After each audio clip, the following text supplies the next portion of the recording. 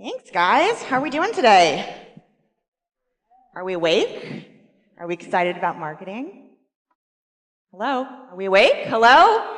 Very excited. You guys have to be excited because I'm here, right? And I love this Madonna headset. This is like my favorite. For the guys, it doesn't matter, but for the girls, it really messes the hair up. But anyways. So this is the obligatory embarrassing photo so that you guys see the attitude and me as 5 knowing everything in the world. The only difference between then and now is that now I get paid to have an opinion, which is fantastic. But who am I and why do you care what I have to say? I have a very unique perspective as it relates to marketing. I'm a UCSB alum. Any gauchos in the room? Go Gauchos. And then I also did a JD and an MBA at Rutgers. So I am an attorney, which means that I look at all of this marketing and brand from a very unique perspective, which our brands really appreciate. And we do a lot of marketing for a lot of different brands.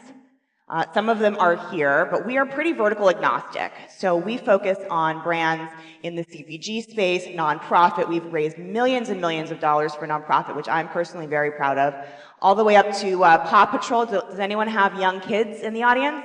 Anyone know Paw Patrol? So Paw Patrol is a Nickelodeon brand, and it's a really exciting brand. We're doing a major national campaign with them. And the reason I bring them up is because they had a major content issue. They had created a brand evangelist for Paw Patrol that they called Mom Patrol. It was hashtag Mom Patrol. It was everywhere. And they got some really negative feedback. Of course, this was before we were on with them, that there were so many other types of parents out there, right? It wasn't just moms, it was dads, it was gay couples. And so when Paw Patrol came to us to launch this big national campaign, they also came to us with a personality conflict and an issue. And so by just changing something as simple as Mom Patrol to Parent Patrol, they were able to reflect back to their audience what they were listening and hearing from them and what the need was. So obviously, going through all of these kinds of clients, we are a digital agency. It's called Elevate My Brand. We focus on digital strategy, but also live event production. And I would argue that it's just as important as most of the marketeers that have been on stage and will be on stage. It's so important to understand not only your brand and your audience online, but also offline, and how those two tie together in a really effective way. I think brands were, for a very long time, super excited about the digital space, and they still are and still should be. However, I do think that we are kind of reverting back to a time and space where brands understand that they also have to have a real-life interaction and relationship with their customers and their audience IRL, in real life, right? So that is a unique perspective. Other than me being an attorney, we do a ton on the live event production side, along with the digital strategy and how those two partner together for the maximum dollar spend or the maximum visibility for our clients. How many of you guys listen to Simon Sinek, have read anything, seen any of his video content? He has an amazing daily e-blast that he sends out that has really inspiring quotes. And I love this one because I think it's so relevant for us as content marketers out in the world, and that is, companies, like people, should never change who they are so others will like them. They should find those who like them for who they are. So this is probably what your parents all told you when you were going through that traumatic time in high school or junior high, which is, you know what? The people that will like you, the brands, the clients, the customers that want to find these brands will like them for who they are. So as content marketers, we have to understand how best to reflect to that audience who they are through the brand, not the other way around. I think a lot of brands fail in their content marketing because they try to be everything to everyone. Have you guys had that experience? On every platform, right? They want you to be ubiquitous. And the truth is, you just have to be yourself. I'm not going to use the word authentic because I think it is so overplayed. I think we need a new word for that, but that is essentially what this is saying. So what we do is more of a holistic marketing approach, but I think the important conversation we need to have is around brand consistency. Through every platform, through all of your content, making sure that through your digital marketing, that voice is really clear. So having brand guidelines, making sure that that is communicated across all of your silos that are existing right now. We'll talk a little bit about that later on, but marketing in these different silos, different components of companies, sales as one, marketing as another, customer service, all of these unique silos that have historically existed on their own, I hope and I believe the trend is that those are going away.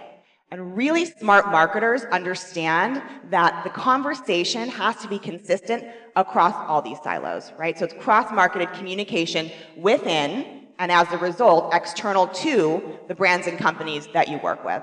So we always like to liken marketing to an umbrella, which is why you see this visual here, and it incorporates everything from your website, blog, social media, digital advertising, mobile, but at the end of the day, every part of that conversation should be driving towards the handle of that umbrella, which is sales. Now, I know you're all looking at me saying, well, this is definitely not a one-to-one. Like, how am I supposed to make sure that all of these pieces drive to sales? I would argue that it is about the conversation and dialogue that is really organic and trying to really engage with an audience, and that as a result, the increase in visibility is a result in that sale. Again, not a one-to-one, but we do have, as you all know, since you are more advanced in your marketing careers, hopefully, that there are so many ways to measure the success of those conversations. I also think it's really important to understand that being on all these platforms, as I mentioned earlier, is kind of a fallacy. I think, again, we've been told that we need to be on the bigger, better thing. We need to be conscious of every single platform.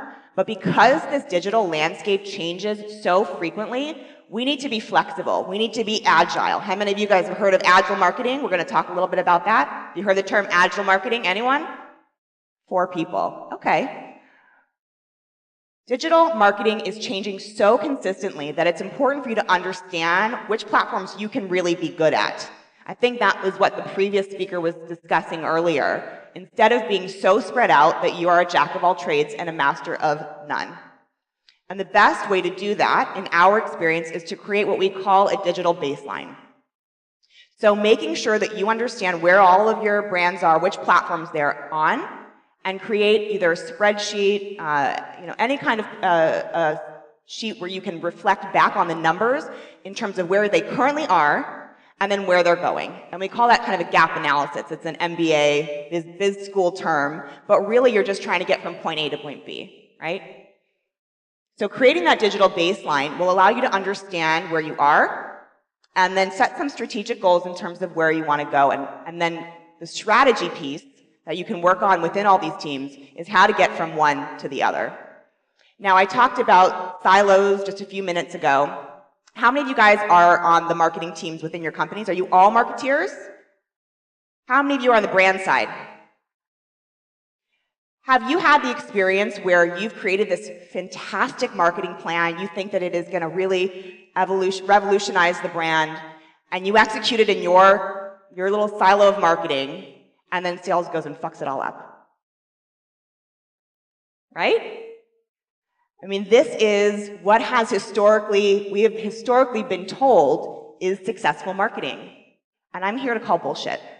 And I'm here to tell you that this is the future of marketing, which is you as marketers being the most important component of your business, of your brands, because it's your voice that then speaks to the entire rest of your company and will allow it to be successful on any platform. Again, don't be on every platform, but make sure the voice is consistent on every platform. So I think this is really interesting. This is a Smart Insights graph. I'm not much of a numbers person, but what I do want to point out is the content marketing is so far above and beyond what any of these other pieces are. So what I'm going to ask you all to do is put down your devices and stand up. Everybody stand up. Let's do this. Please repeat after me. Raise your right hand. I solemnly swear to be the best content marketer I can be in 2016 for my brand. You may be seated. It's a good way to stretch your legs a little bit, hopefully get some blood flowing, but really I want to instill in you how critical this content marketing piece is. This is the brand voice. This is the brand voice over every platform. There is no way to ignore this. Promise me. Look, each and one of you want to look in the eyes and promise me that you will not ignore this year. Promise? Good. So I'm not going to spend too much time on this. This is again about consistency and voice and really about storytelling. We heard one of the speakers earlier talk about narrative and storytelling, and really that is our job. That is our job, and that is a precept of marketing that absolutely will not change. But making sure, of course, that your website is fully functional, responsive across different devices, engaging and vibrant and user-friendly. Then again, obviously, if you have third-party platforms that you're integrating, make sure the API is integrated properly. How many times have you guys been to a site and there's an integration that just sucks? Even social media. How many times have you tried to tweet or tried to really be a brand evangelist and it takes you to either an auto-populated field or it just takes you to the wrong site, right? We've all been there. It's the worst. And the truth is, have you guys read the book Blink by Malcolm Gladwell? Yes? So what Malcolm talks about is that we have like 3 seconds to make a first impression. It's the same in life. It's the same in digital. So if your audience is having a poor experience, a poor UI, you're going to lose them. And that's what we're all here to avoid, right? We're all here to avoid this. Yes? Work with me. Okay. Voice, we talked about answering questions for your audience. These are all kind of the basics. You guys know most of this web stuff, so I'm not going to spend too much time on this. Same with social. I think it's really important that people consider social media as a tool, not the end product. Of course, that doesn't apply if your product is a social media tool. But making sure that there is an offline experience that matches online. Again, because we are a digital agency with a full live production team as well, the offline and online tie-in is so critical, and I do think that it is something we're seeing brands revert to. Historically, again, we've kind of had those two silos where there was the brand, there was the social team, there was the marketing team, and then there was the live team. And now those silos are kind of cross-pollinating in a really effective way because it's more cost-efficient. It's really encouraging their influencers to talk about the brand in person and offline. And it creates a real conversation and a dialogue. And it's measurable. I mean, this is the beauty about the world and the age that we currently live in. This part is no longer the wild, wild west. So if you are in a big brand that still has that perspective, tell them they're a dinosaur and they need to get out of your way.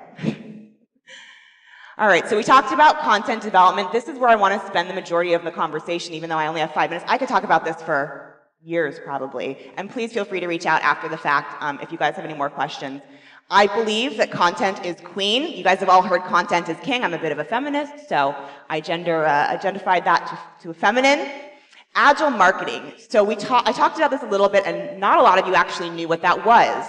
So what agile marketing allows you to do is to prioritize the most important components of your marketing within your content, within your marketing world on every platform. Now, as an action item, because I think the purpose of you being here is to understand the how, right? I can sit up here and talk to you about all the things I think are fantastic about what we do from a marketing perspective, but you really want to know, how am I going to go take this and make it relevant for my brand, right? Right?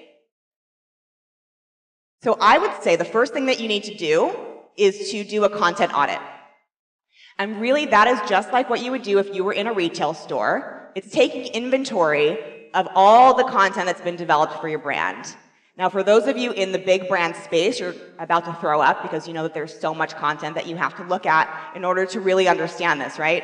But there are platforms, there are data access management platforms. Have you guys heard of DAM?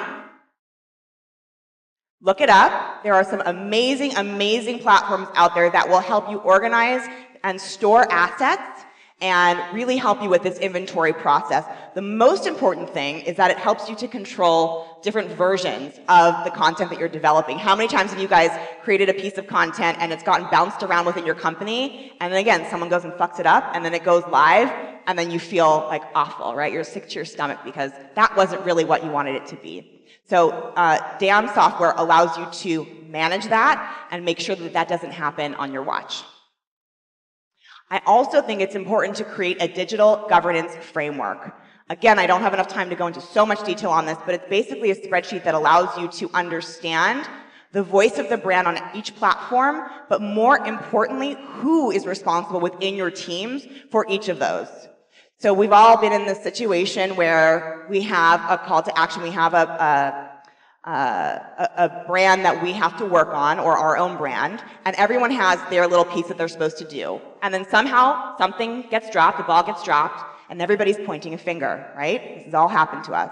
What creating a digital governance framework allows you to do is make sure that you know exactly what you're supposed to do and exactly what the other people on your team are supposed to do. So it allows you to manage what can be a very overwhelming process of content development. And then core content strategy statements, and brand guidelines. So this is not unlike a mission statement for your brand with the changed perspective of what is this content doing for my audience? What is the problem that I'm solving for them through the content that I'm developing? So this can actually be done in kind of like a Mad Libs type way if you want to do this within your brands. So my brand is X. My point is to develop blank content for my audience. My audience wants X, and this is how I'm delivering it to them. There's some really great, like I said, Mad Lib type ways to fill in core content strategy statements and to develop really strong brand guidelines. Again, it's about making sure the voice of the brand is consistent across all these platforms and that you're managing your content teams in a hyper-effective way to make you look good and ultimately to make your brand successful, and everybody wants that. Online advertising and retargeting, again, we have so much to cover here. There's far too much to go into.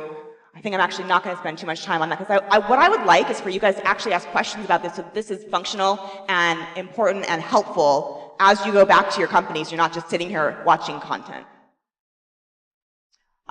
The one thing I do want to talk about with mobile, how many of you guys have had your companies develop mobile apps that are not specifically mobile first? So I would argue that maybe 3 to 5 years ago, people were really hyped up on the idea of creating mobile apps for their companies. And what we now know is that brands understand that that actually created a rift in how they were able to communicate to their audience because they had, 20% of people here, 30% on the main platform, another 30% on social. So I would argue that this is actually going away. And if you have a company that is not mobile first, that meaning their platform offering is not inherently mobile, that you should argue that an app is actually kind of an antiquated approach and that a fully responsive site on multi-platform is actually a much better and a more cost-effective way to address a brand. And the bonus is if you're not building out a mobile app, that means you guys have more money to spend on marketing. Smart marketing questions, I'll let you guys answer for yourself, but the question I really want to answer is, are we going to end up in a post-digital era? Meaning, I think the conversation is going to evolve from this is digital strategy to this is just all marketing.